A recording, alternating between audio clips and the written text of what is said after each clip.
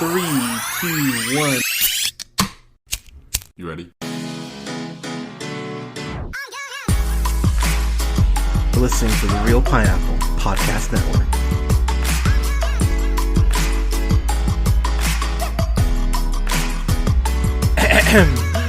Good evening, everybody. Thank you so much for listening. This is the Real Pineapple.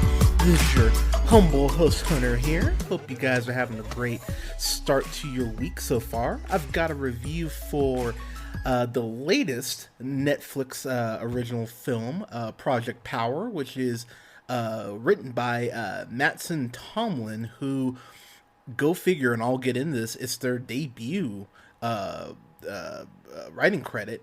And then it's directed by Henry Joost, I'm going to go with. Joost. And Ariel Schulman, who went ahead. You might have seen, so Henry Joost, whatever. He is the director of the original film Catfish back in 2010. Also was the director on the third and fourth, shockingly, Paranormal Activity films. And he directed this movie with James Franco and, what's her name, Emma Roberts, called Nerve, which I never reviewed on the channel proper, but I actually enjoyed Nerve. But he was an executive producer on another film that I really enjoyed, but haven't reviewed. I might actually review this movie called White Girl, which if you haven't seen it, it's well worth your time. As well, and then same thing with Ariel Schulman.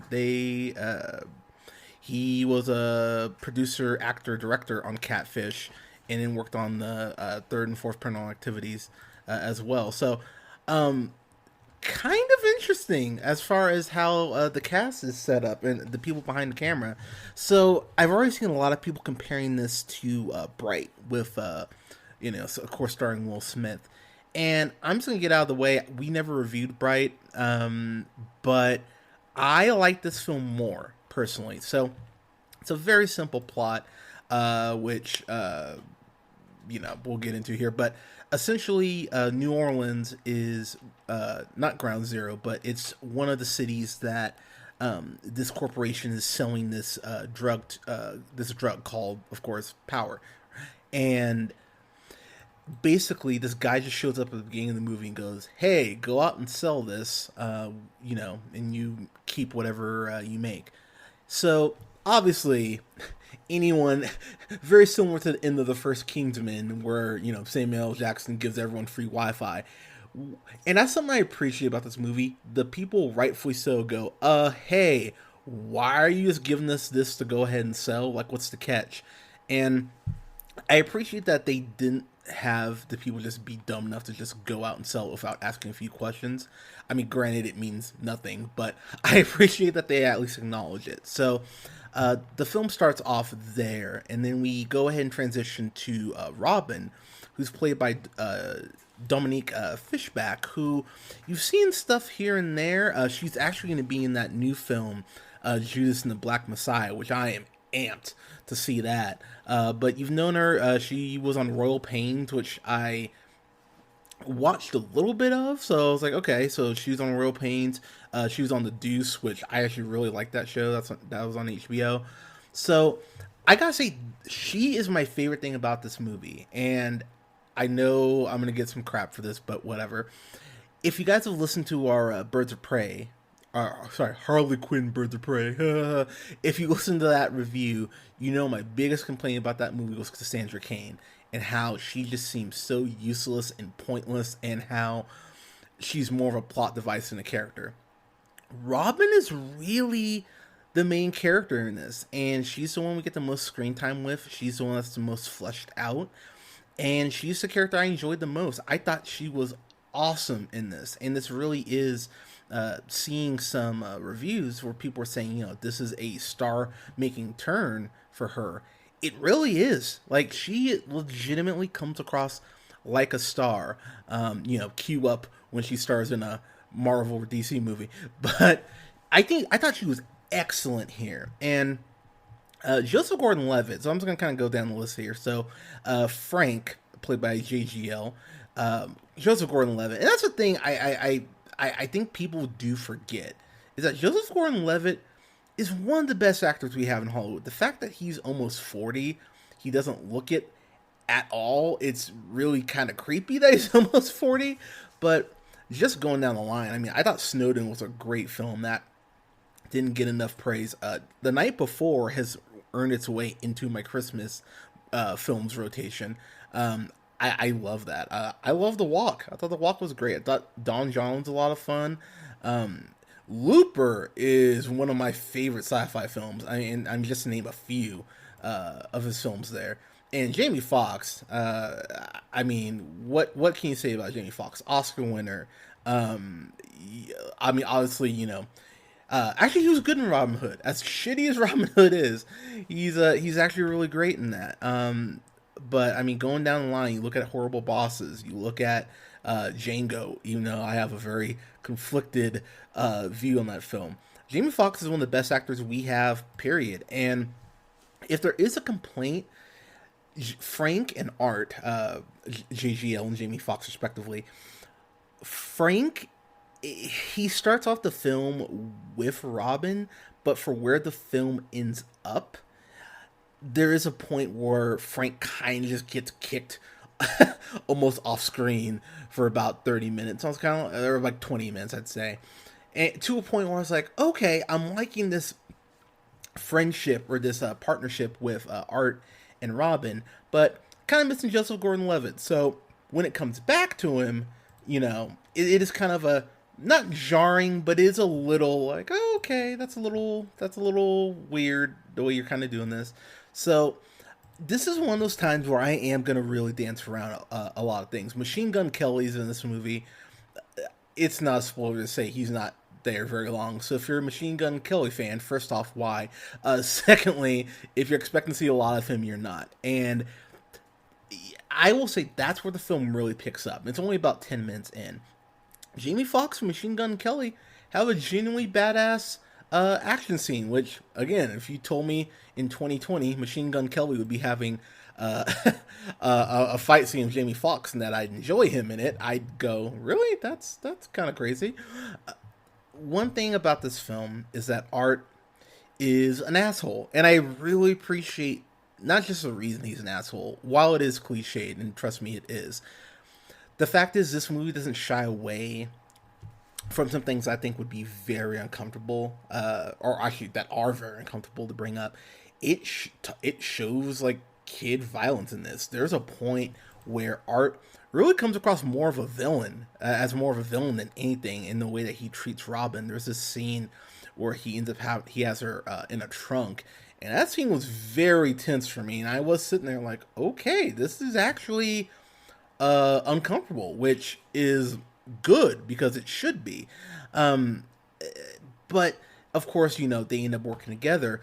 One thing I will say too is that while I mentioned that most of this movie is focused on Robin, there is this scene with her in school, and and I have to blame my partner. I have to blame Alea for this, because he's pointed out to me since she, you know, teaches.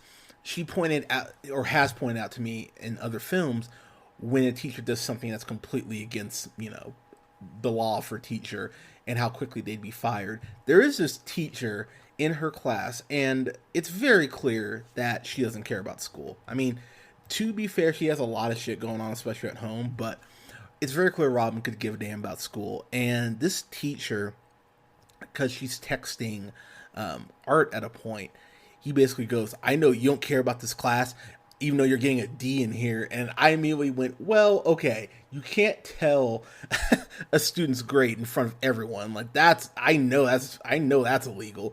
And basically the teacher goes, oh, well, what do you think you're going to do? If you're so, you know, if you don't want to go and pay attention, then, you know, show me what you're going to do. And so her friend says, oh, she's going to rap. And so inevitably she goes to rap and just freezes. And so, of course, you're kind of waiting the rest of the movie for her, of course, to rap. And it might be my favorite scene in the film. There's this scene with Robin and Art where they're in a enclosed spot that I won't get into why they're there, but you'll see. And he kind of checks her and goes, "Look, like, what are you gonna do? Like, how are you gonna make your mark?" And she raps for him. And I don't know if Robin or if Dominique Fishback is a rapper, but she has some bars. I mean, even though I'm sure this was written for her, she articulates and she goes ahead and presents herself as an MC in the way that feels like she really is passionate about it and it's what she wants to do. So she really does sell. She does really sell Robin's story in that sense, and that's something I really appreciated. Another thing I really appreciate about this film, again, it's a Netflix movie, so I thought the effects, though, in particular, looked really great. There's so many different powers here. There's people who can disappear. There's people who can like grow limbs. There's people who turn to ice, and that's a whole scene. But the film does a really great job of making everything feel as natural as real as you would expect it to be. This almost comes across like Heroes the movie more than Project Power, and that's something, and that's a good thing. And I mean like season 1 of Heroes, not season like 3. But I love the fact that they go ahead and make everything feel real. Secondly, I love the fact that there is so much damage done to people's bodies. Like there's a lot of great body gore in this. There's some stuff that will, like, it. Admittedly, I kind of have a strong stomach for stuff like that, but they do a great job with some stuff. Like there's a scene where a guy blows up, and I went, "Oh shit," because the film talks about the fact that, oh, there are side effects, or oh, this could be something you get hooked on. And I I appreciate the film in that aspect too, because while bright, obviously, with people being cruel to like the orcs or whatever the mythical creatures in the film, it's very much a metaphor for police brutality. I love the fact that this film, I believe, I mean, they say it is, but that this was filmed in New Orleans, and the fact that the movie itself doesn't shy away from that. This feels like a New Orleans movie. I'm blanking on the film.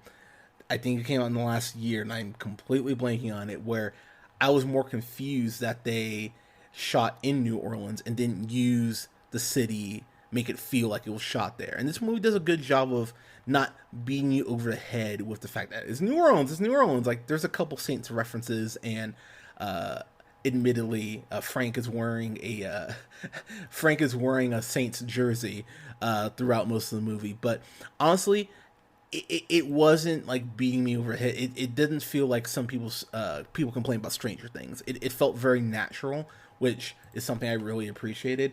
The one of the gripes I did have is that there's a point where Art is meeting up with Robin, and she asks him, oh, where you want to meet up, and he goes to the usual spot. It's a church. It's a church's chicken, and and it is just the camera focuses on that church's chicken logo. Like they could have had like a wide shot or like a shot from far away, but they are like zoomed in on that fucking logo, and I was like, okay, that's a little much, guys. Like we didn't need to do that with this, but that really is one of my few gripes with the film. I think this is very well paced. I was never bored watching this, which is always a pleasant surprise. And I would say if you don't like the first hour, I think the back half really rewards you for sticking with it. You get this really great scene with okay, I'll give that spoiler. There's a scene where Robin is helping Art with something, and it's a very cool scene for them to go ahead and get closer and go ahead and just develop a little bit more character. A scene that I thought worked really well. So that was something that was a very pleasant surprise. Also, there is a little PTSD to Art, and I won't get into why, but they just have these little tricks that I think work really well for the movie. There is one scene, and this is the last thing I'm probably going to say before I wrap up, but there is one action scene here that I can already tell some people are going to like, some people are going to love, and some people are just going to flat out despise, because it's filmed from this view of another person who's trapped in something, and I'll just leave it there. I love the way that's shot because it feels as chaotic as a scene is supposed to feel, and I love the way it's shot. Even though I know some people will not. There's also one effect of a creature you'll know it when you see it. I thought in theory was cool, but as far as the look of the creature, they could use a little bit more money on the CG for that. That was something I was kind of like, all right. And then lastly, there is this one fight scene that Frank has with this. Again, it's near the end of the movie. You'll know it when you get there, and it's one of those fight scenes. I went, oh, it felt like they watched Inception. And while of course it's the scene is not that badass, it's a great action scene, and it really felt like they borrowed a lot from that hallway fighting in Inception. Good grief, that's a tongue twister. that I really enjoyed. The Like I said, I have a couple complaints about this as I've laid out. The biggest one probably is that it is like who the big bad is and everything. They might as well be a stormtrooper. Like they're just fucking faceless essentially. So I would have liked a more developed villain, even if because it feels like there's like multiple villains here. But it would have been nice to have one to kind of have the dire the anger towards. They kind of give you one, but by the time they're introduced, it's too little, too late. So I was kind of like, all right, I would have liked something a little stronger there. But I can see some people having an issue with. I can see some people having issue with it being so straightforward because there are a couple little twists, but there's nothing like that's gonna make you go like, holy shit, what? Like, there's nothing like that. But I don't think that's a bad thing, honestly. This movie knows what it's supposed to be, what it wants to be. It does leave the potential open for sequel. The biggest crime about this movie is that it's not Extraction or The Old Guard, which I liked more than this. But this is still a solid flick to watch. It's the #1 film on Netflix for a reason, and I think people are liking this. I know the reviews have been mixed, but I enjoyed this. I had fun with this, so I'm gonna give this a solid B+. It's something you should check out and really kind of figure out for yourself, like what you think. So yeah, but I enjoyed this. But guys and girls, have you seen Project Power? Let me know what you thought in the comments below. You can go ahead and like us on Facebook at The Real Pineapple. You can follow yours truly on the Twitter at JHunterRealPineapple. You can follow Scott on Twitter at Nearman1st. And you can find us on SoundCloud, Apple and Google Podcasts, Podbean, Stitcher, and iHeartRadio, and Spotify, pardon me. And now on TuneIt at The Real Pineapple. That's REEL Pineapple. Thank you so much for listening. We'll have reviews. Actually, we're gonna have one review up this week. We're gonna have a review up for DC Fandom. That is the only thing I am doing on Saturday outside of playing the last weekend of Avengers game beta. Yay. But yeah, I'm gonna deep dive into the DC Fandom stuff. I'm gonna probably wake up at 8 and be ready for it. So I will have all of that, big recap on that for you guys this weekend. But stay safe out there, everyone. Wear a mask. I know this year is crazy, but we will come out on the other side stronger. Take care of each other, and we will talk to you guys soon. Take care, guys.